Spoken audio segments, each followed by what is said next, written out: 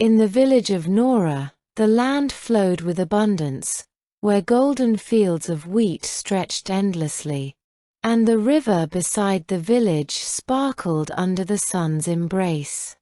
The villagers lived in harmony with the land, relying on the rhythm of nature to guide them through their daily lives.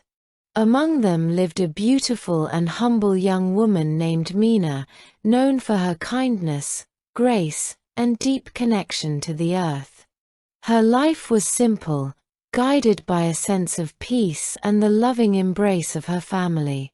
She lived with her elderly mother, tending the fields and weaving the stories of the past into the fabrics of the present.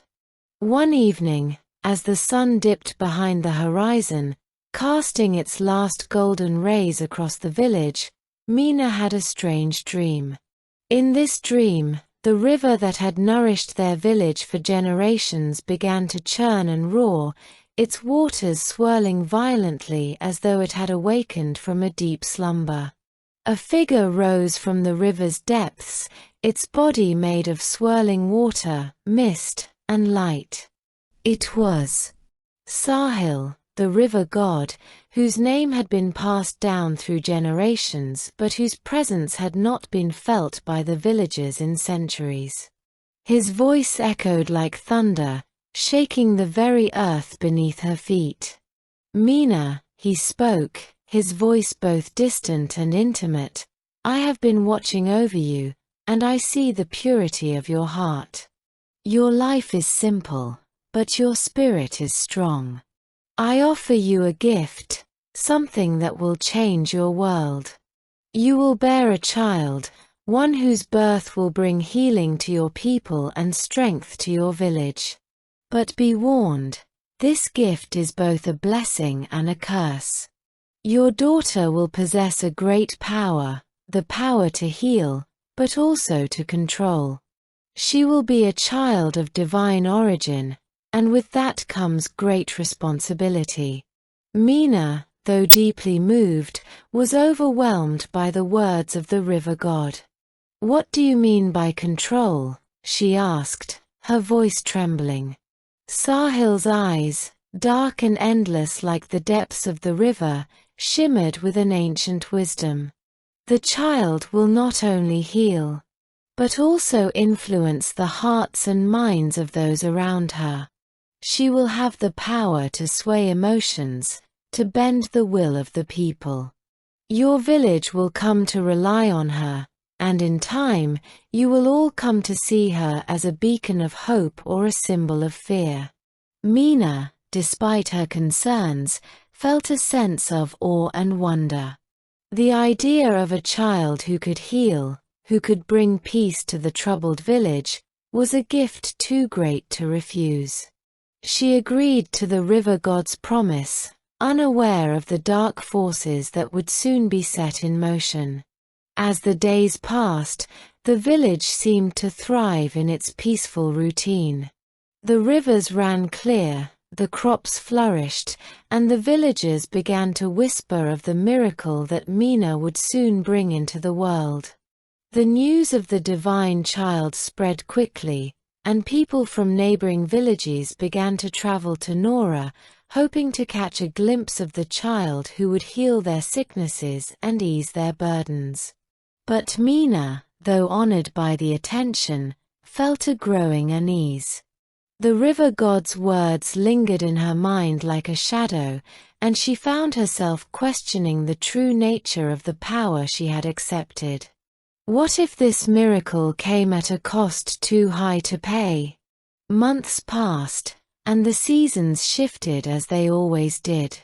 One fateful night, Mina went into labor. The moon, full and bright, cast its silvery light upon the earth as the winds whispered through the trees. It was as if the very heavens themselves were holding their breath in anticipation. In the quiet of her home, Mina gave birth to a daughter. The baby, whom she named Zahra, was unlike any child the village had ever seen. Her skin, soft and radiant as if kissed by the moonlight, and her eyes, large and filled with the wisdom of ancient ages, sparkled with an energy that seemed otherworldly. Her first cry echoed through the night, carrying a strange power that resonated deep within Mina's heart. At first, Zahra appeared to be like any other child. She grew quickly, surpassing her peers in both strength and intelligence. By the time she was only a few months old, she could already understand the words spoken to her, responding with gestures and sounds that conveyed more than any child of her age could. The villagers marveled at her beauty and intelligence, and word of the child born of divine origin spread far and wide. People from distant lands came to see the miracle child, hoping to witness her healing powers firsthand. Zahra's abilities were indeed extraordinary. She could heal even the most grievous wounds with a simple touch. People came to Mina's home seeking her daughter's magic, and Zahra, with her tender hands, would lay them upon the sick, the injured, and the suffering, restoring them to health. The villagers hailed Zahra as a savior, and the once troubled village of Nora flourished like a garden in full bloom. But as Zahra's powers grew, so did the imbalance in the village. The crops that had once been bountiful began to wither. The river, which had once flowed with crystal-clear water, began to run dark and murky. The animals in the forests seemed to disappear, and strange, unexplained storms began to ravage the land. There was a sense of unease in the air, as though the very essence of life had been disrupted. Mina, though she loved her daughter with all her heart, could not ignore the mounting sense of dread that accompanied Zahra's powers. It was as though the energy that flowed from Zahra's healing touch also carried with it a shadow, a darkness that seeped into the land, slowly poisoning the very fabric of their world.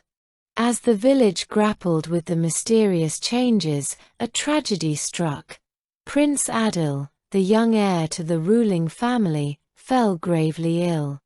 His condition worsened by the day, and despite the efforts of the best healers and doctors in the kingdom, nothing seemed to alleviate his suffering.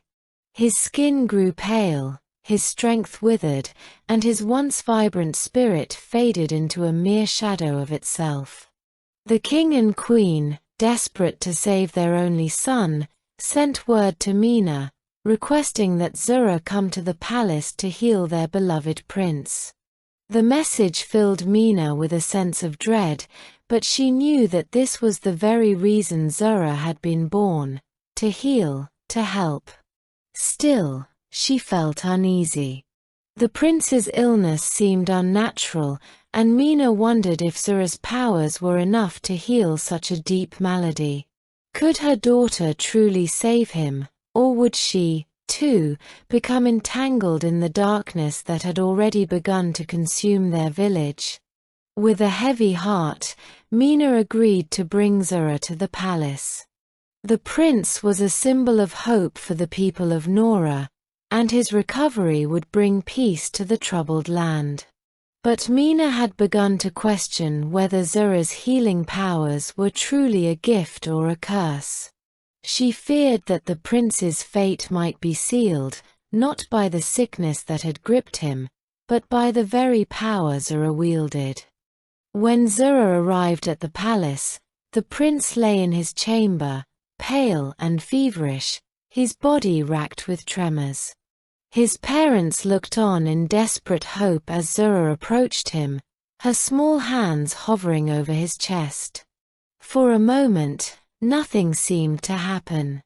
Then, with a soft gasp, Zahra placed her hands upon the prince's body, and a surge of energy flowed from her fingertips. The prince's breathing steadied, and color began to return to his cheeks. But as Zahra continued to channel her power, something strange began to occur. The prince's eyes flickered open, but they were no longer the bright eyes of the young prince.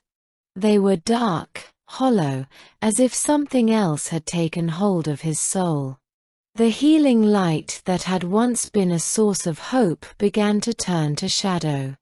The prince's body, though healed, was now controlled by an unnatural force, and Mina's heart sank as she realized the terrible truth. Zahra's power was not just healing, it was also controlling. As the prince lay there, his once innocent expression now tainted by an unnatural darkness, Mina's heart twisted with guilt and fear.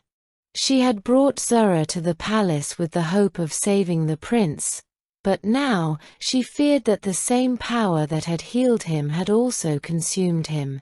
Zahra's hands trembled as she pulled away from the prince, her face pale with exhaustion and confusion. The prince's eyes, once filled with light and hope, were now like black pits, devoid of life. His body, though restored to health, was no longer under his own control. His fingers curled into claws, and his lips twisted into a cruel smile. "You see, Mina," he whispered in a voice that was no longer his own, "Zahra's power is not just for healing. It is for control. This child, this vessel, is meant to bend the will of all who come into contact with it. And soon, the village will belong to her." Mina gasped, her worst fears confirmed. The prince was no longer the same. He had been taken by the darkness that Zahra's power had unleashed. The healing light that had once been a blessing had now become a curse, slowly turning the prince, and perhaps the entire village, into puppets of the darkness. Mina's mind raced as she struggled to understand what had happened. How had Zahra's miraculous gift turned into something so twisted? Zahra, who had been standing quietly beside her mother, seemed to realize what had happened as well. The weight of the truth hung in the air like a thick fog, suffocating them both. Zahra, whose power had once been a force for good, was now a catalyst for something far darker than anyone could have anticipated. "Mother," Zahra whispered, her voice trembling with the realization of the consequences of her gift. "What have I done?" Mina, though terrified, tried to comfort her daughter. "It is not your fault, Zahra. You didn't choose this power. But now we must find a way to stop it before it consumes us all." The prince, now under the full control of the dark force, rose from his bed. His movements were jerky, unnatural, as though he were a puppet being controlled by invisible strings. His voice, though still faint, was laced with malice. "The village is already mine," he hissed. "And soon, so will your daughter be. She will be the key to my domination." Mina's heart clenched in fear as she realized the extent of the power Zahra had unknowingly unleashed. The village of Nora, once a place of peace and prosperity, was now on the brink of destruction. The prince's words rang in her ears, and she knew that the time had come to face the truth of the power that had been bestowed upon her daughter. The river god, Sahil, had not given Zahra a gift of healing alone. He had given her a power far greater and far more dangerous, one that could control the hearts and minds of the people. As Mina stood there, watching the prince struggle to regain his humanity, a dark and terrible realization settled upon her. Sahil had not come to bring peace to Nora. He had come to use Zahra as a pawn in a much larger game, a game of manipulation, control, and power. Zahra had been born not to save the village, but to bring it under the control of an ancient and malevolent force. With that understanding, Mina knew what she had to do. She had to protect Zahra at all costs, even if it meant going against the very being who had promised her a miracle. Mina's resolve hardened. She would not allow her daughter to become a tool for evil. She would not let the darkness that had taken hold of the village consume them both. The only way to stop the nightmare that had begun was to confront the source of the power itself, the river god, Sahil. In the dead of night, Mina and Zahra made their way to the river, the source of the dark power that had twisted their lives. The air was thick with tension, and the waters of the river seemed to pulse with an unnatural energy. Mina's heart pounded in her chest as they approached the place where Sahil had first appeared to her all those months ago. It was there that she hoped to find answers, or perhaps a way to end the curse that had befallen her daughter.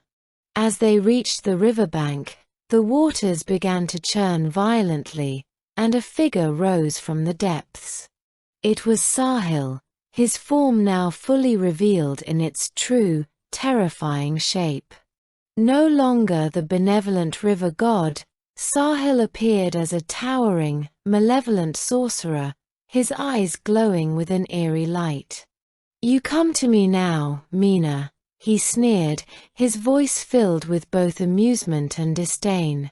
"You think you can undo what has been set in motion? Zahra's power is mine now, as is the village. There is nothing you can do to stop it." Mina stood tall, despite the fear that gripped her heart. "You promised me a miracle, Sahil," she said, her voice steady, "but all you gave me was a curse. I will not let you control my daughter. I will not let you control this village." Sahil's laugh echoed through the night air, sending chills down their spines. "You think you can stand against me? I am not just a god of the river. I am the master of fate. Zahra's power is part of an ancient promise, one that will bind this village to me forever." Mina's eyes narrowed. "The truth is, Sahil, you were never a god. You are nothing more than a sorcerer, one who has used the guise of divinity to manipulate the people of Nora. You will not have my daughter. You will not have this village." Zahra, who had been standing silently beside her mother, stepped forward. Her eyes shone with a fierce determination that Mina had never seen before. "I will not be your pawn, Sahil," Zahra said, her voice strong and unwavering. "You may have given me this power, but it is mine to control.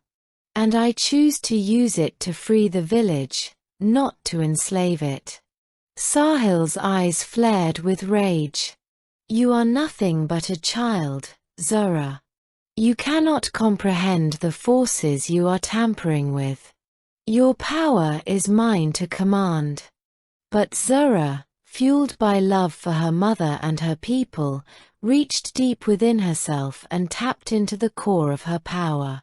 The energy that had once been used for healing now surged with a new intensity, an intensity that came from within her, from the love and strength she had inherited from Mina.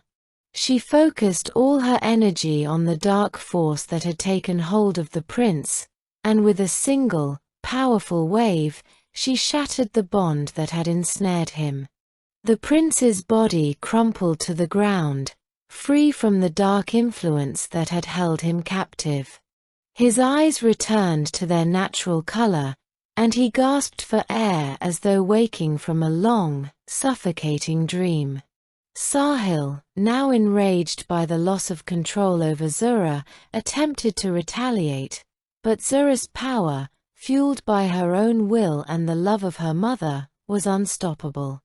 With one final surge of energy, Zahra expelled Sahil from the world, severing the link between the river god and the village forever. As the river calmed and the night air grew still, Mina held her daughter close, her heart filled with both relief and sorrow. Zahra had given everything to protect the village, to stop the darkness that had nearly consumed them all. With Sahil defeated, the village of Nora began to heal. The crops that had withered in the wake of Zahra's power began to flourish once again. The river, once murky and dark, flowed clear and pure, as it had in the days before the curse had begun. The villagers, who had once feared Zahra, now saw her as a symbol of both strength and sacrifice. Prince Adil, who had been freed from the sorcerer's influence, recovered and returned to the palace. The kingdom rejoiced in his return, and the people began to rebuild the peace they had lost. As for Mina and Zahra, they found solace in knowing that their journey had not been in vain. Zahra had sacrificed her power to free the village, and in doing so, had proven that true strength lay not in the ability to control, but in the ability to love, to sacrifice, and to protect those who needed it most. The story of Zahra, the child born of divine power, became a legend in the village of Nora. It was told and retold for generations, a tale of love, power, and sacrifice. And as the years passed, the village thrived once again, living in the light of a new dawn, a dawn brought about by the love and courage of one young girl. Years passed since the battle that had forever changed the village of Nora. The once divided people had now come together, united by the trials they had endured and the lessons they had learned. The story of Zahra and the sacrifice she made to save them was no longer just a tale passed down in whispers. It was woven into the fabric of the village's identity. Zahra's name became synonymous with healing, strength, and the unyielding power of love. Mina and Zahra continued to live in the village, but their lives were forever different. Zahra, now a young woman, had grown beyond the extraordinary powers that had once marked her as divine. Her connection to the river's energy remained, but she no longer feared the darkness that had threatened to consume her. She had learned to embrace her gifts without letting them control her, using them for good and to protect the land she loved. Though Zahra had relinquished her powers to free the village from Sahil's grip, there were still moments when the energy within her stirred, a faint reminder of the power that had once been her burden. But now, it was a part of her, an energy she controlled, rather than one that controlled her. She had learned that strength came not from the powers bestowed upon her, but from the heart that guided them. It was this lesson that Mina had instilled in her from the very beginning. True power was not about dominance, but about responsibility and love. As for the village of Nora, it flourished. The once dark river that had been a source of fear now shimmered under the sun, a symbol of hope and renewal. The fields that had once withered under the shadow of Zahra's powers grew lush once again, and the people of Nora found peace in the work of their hands and the bonds they shared with one another. The curse that had haunted them had been broken, but its lessons remained imprinted in their hearts. But Zahra, now a young woman on the verge of womanhood, could not help but wonder if the world would ever truly be free of the power that had once so deeply shaped her life. The memory of the river god Sahil, and of the dark forces he had tried to manipulate, haunted her in the quiet moments of the night. She would never forget the lessons learned in the depths of that battle, the cost of power, the weight of sacrifice, and the true meaning of love. These were truths she would carry with her for the rest of her days. One evening, as the sun set behind the distant hills, casting the village in the soft glow of twilight, a stranger arrived at the gates of Nora. His features were obscured by the hood of his cloak, and his voice was deep and haunting as he spoke. "I seek Zahra, the child of the river god," the stranger said, his eyes gleaming with an unsettling intensity. Mina, who had been standing outside her home, watching the sunset with her daughter, instinctively stepped closer to Zahra, a protective gesture that spoke volumes about the years they had spent together. "I am Zahra," the young woman said, her voice calm but firm. She had grown into a leader in the village, someone the people respected, and her strength now radiated from her in a way it had never done before. The stranger's gaze flickered toward her with recognition and something more, a flicker of fear. "You are the one who defeated Sahil," he said, his voice laced with awe. "The one who broke the curse." Zahra nodded but kept her composure. "What brings you to Nora?" she asked, her eyes narrowing slightly, sensing that there was more to this encounter than met the eye.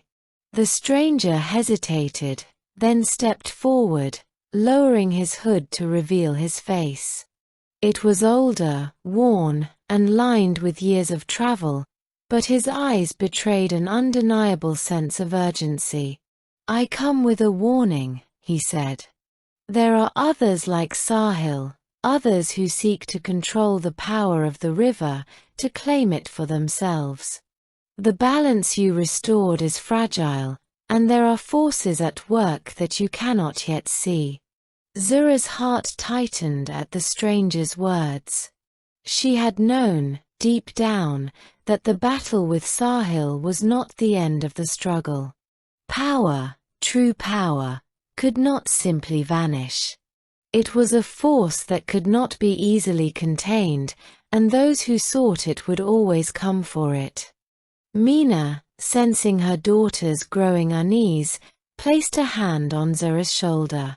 "What do you mean?" Mina asked, her voice steady but filled with concern. "Who are these people? Why have they come here?" The stranger looked around, as though to ensure they were not being watched. "They are powerful sorcerers, cultists who worship the ancient forces of nature. They have been searching for the river's power for generations. They seek to use it to control not just villages like Nora, but entire kingdoms. And they have learned of Zahra's bloodline." Zahra felt a chill run through her as she processed the stranger's words. Though the dark forces of Sahil had been vanquished, the temptation of the river's power still loomed large. It was a power that had the potential to shape the world, to bend it to the will of those who dared to control it. But Zahra had learned a hard truth. Power was a gift only if it was used with love and respect. And now, she understood that the battle was not over. Mina looked at her daughter, her eyes filled with pride and concern. "What will you do, Zahra?" Zahra stood tall, her gaze unwavering as she looked out over the land she had fought so hard to protect. "I will not allow the river's power to fall into the wrong hands," she said, her voice filled with determination. "I will face these new threats head-on, just as I did before. But this time, I will not fight alone." With the support of her mother and the strength of the village behind her, Zahra knew that her journey was far from over. The power of the river might always be a part of her, but she would never again let it control her. She had learned the true meaning of strength and sacrifice, and she was ready to face whatever challenges lay ahead, knowing that love, not power, was the greatest weapon of all. The sun rose the next morning, casting its golden light over the village of Nora. The fields were lush, the river was clear, and the people moved with a renewed sense of purpose. Zahra had already begun preparing for the battles to come, but she knew that she was not alone. The village, the very land itself, stood with her. And as she looked to the horizon, where the unknown challenges awaited, Zahra knew that the greatest strength she had was the love she held for her people and the land she had saved. That love would guide her, just as it had when she first learned to control the power that had once threatened to destroy her. For Zahra, the legacy of her story was not just one of power and sacrifice, but one of love, an enduring love that could overcome even the darkest of forces. And as long as she carried that love within her, she would continue to fight for the future of Nora and for the world she had saved.